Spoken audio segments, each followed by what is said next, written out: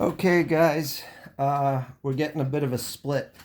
Looks like some of you really get this stuff well, and others are really struggling, or not necessarily struggling, but looking up how to solve the problem. And I don't think you're understanding how to do it yourself. If I go and give you a new problem that's not number 35, you're not going to be able to do it on your own.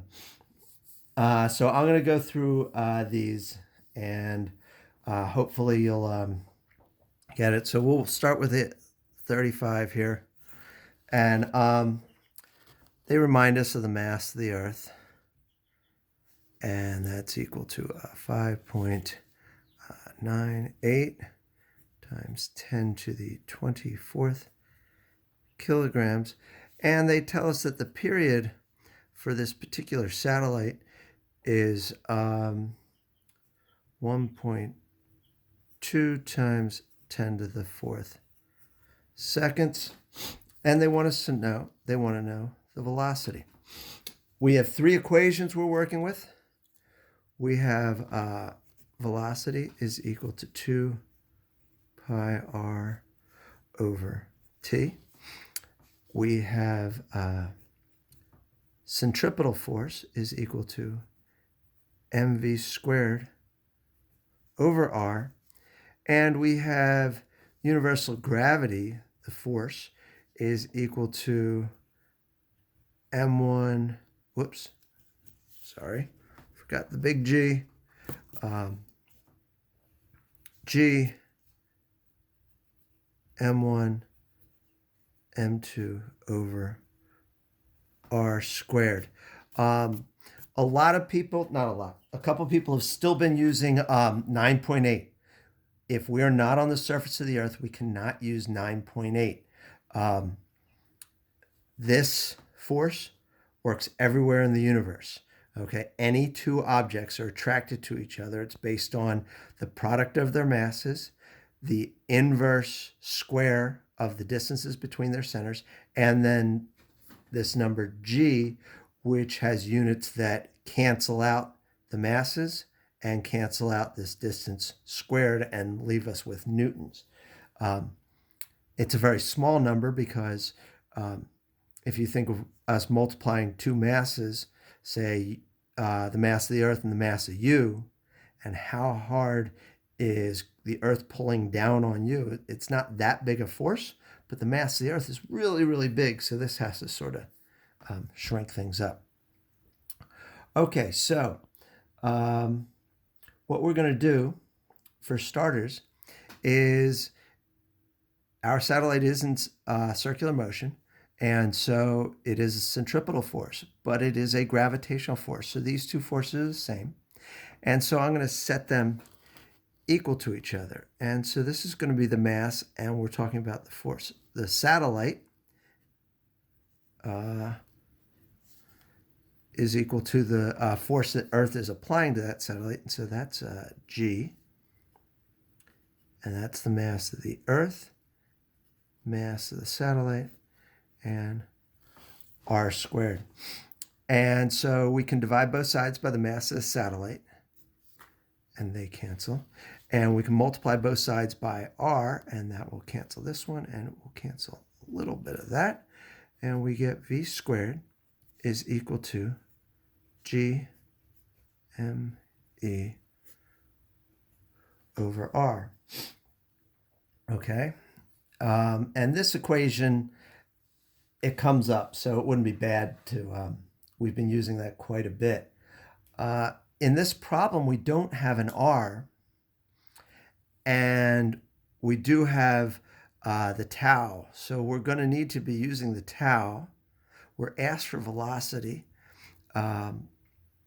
We have the mass of the Earth, and we have g, but we've got to get rid of r. So what I'm going to do is I'm going to solve this equation for r and substitute it into that equation there. So we'll multiply both sides by r, and we're going to divide both sides by v squared. V squared. The r's cancel, and the v squareds cancel. We have r is equal to g m E over V squared. Okay? And I'm going to put that into this equation for the R. So I'm going to get V is equal to 2 pi, and then this, G M, that's not an M, sorry, mass of the Earth, over, and we had the T on the bottom, and I'm putting a V squared. So this is what we substituted in for R. We want V's by itself. I've got V's on both sides, so I'm going to multiply both sides by V squared times V squared. And we get V cubed is equal to 2 pi G M E over tau. Okay. And so we're going to take the cube root. Some of your calculators have a cube root key. What we can do is raise it to the 1/3 power if your calculator doesn't have a cube root. And so V is going to equal 2 pi G M E over tau, but we're going to need to raise this whole thing to the 1/3 power. And when we do that, we find that the velocity is equal to 5,934 meters per second. They didn't ask us, but if I take that and put it into this equation, I can solve for R and get 11,333, no, 333,482 meters. Throw another comment in there. Okay, so that's number 35. We cannot solve these with 9.8. Number 36, we are asked to find the time for one rotation of a satellite where the orbit is, the radius is equal to twice the radius of the Earth.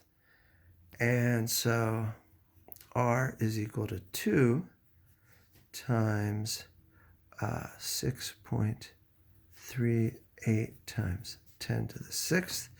And so when I multiply this by 2, I get 8 times 2 is 6, carry the 1. 6, 7, 2 times 6 is 12.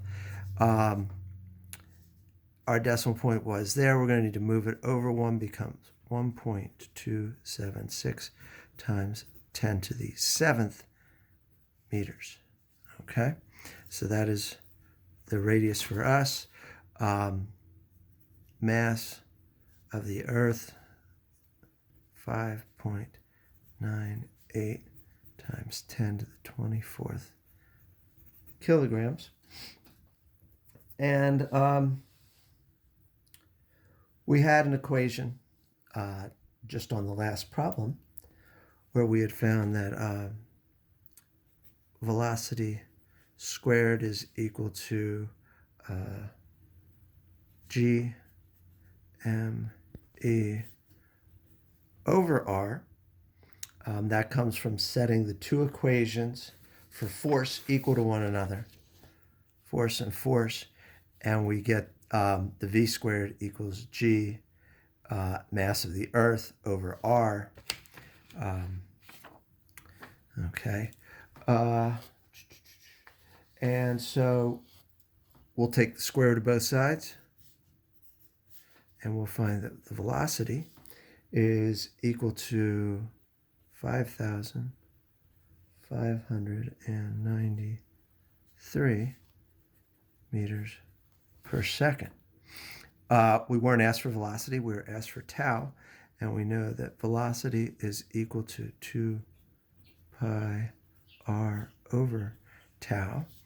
And so multiply both sides by tau times t, divide both sides by v, and we get t equals 2 pi r over v. And so we find the amount of time for one revolution is 14,335 whoops.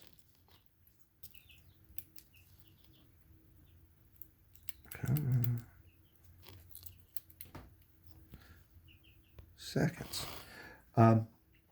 which turns out to be just under 4 hours. Okay, and so that was number 36. Alrighty, last one was number 37.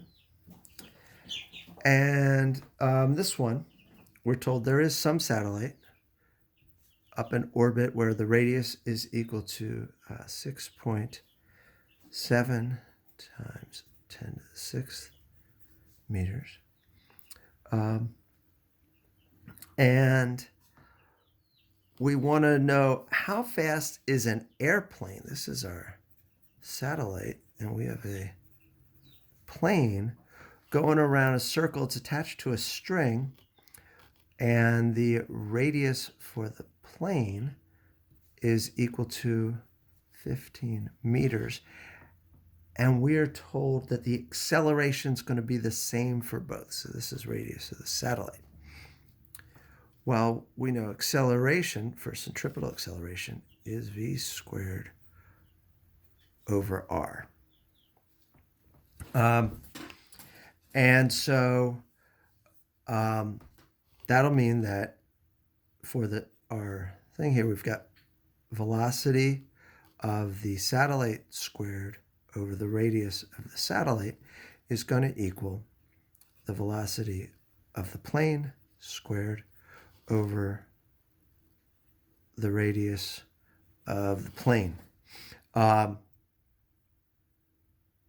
So we're asked for the velocity of the plane. We'll multiply both sides by radius of the plane, rp times rp, and that'll give us velocity of the plane squared is equal to velocity of the satellite squared times the radius of the plane divided by the radius of the satellite.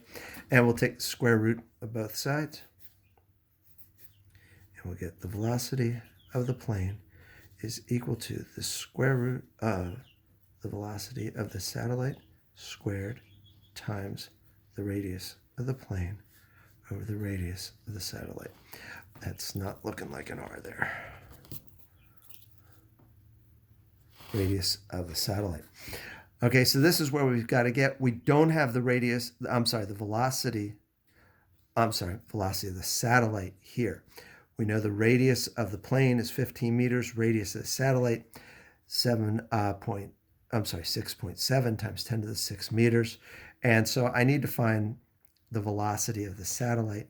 And so we're going to use that same equation we've used twice already, where velocity is equal to the square root of g m e over r. And so this would be the radius of the satellite and velocity of the satellite. And so we find the velocity of the satellite is not here on my paper. Okay. We'll quickly find that. So I've got the square root of g times the mass of the Earth, 5.98, times 10 to the 24th, divided by 6.7 times 10 to the 6th. Close my parentheses. And we get a velocity of 7718. 7718 meters per second.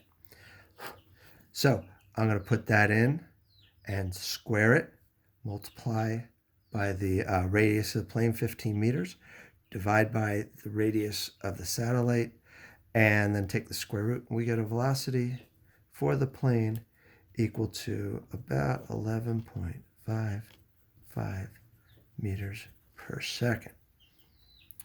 Okay? We have to be using these three equations. We'll come back to what we had written down for 35. These three equations are what are going to govern us. We'll combine them in different ways, solve for one part at a time. And we must be using capital G, which is equal to 6.674 times 10 to the negative 11th. And units, remember, are just so that they cancel. Newtons are on top. I want, because that's what I want to end up with. I have kilograms times kilograms on top, so I'm going to cancel them with a kilograms squared on the bottom. I have a radius that's in meters squared on the bottom. To cancel that, we're going to have meters squared on the top. You don't have to use that. That just cancels and gets us newtons. Okay. Please, any questions, email me. I'll try and get back to you as soon as I can.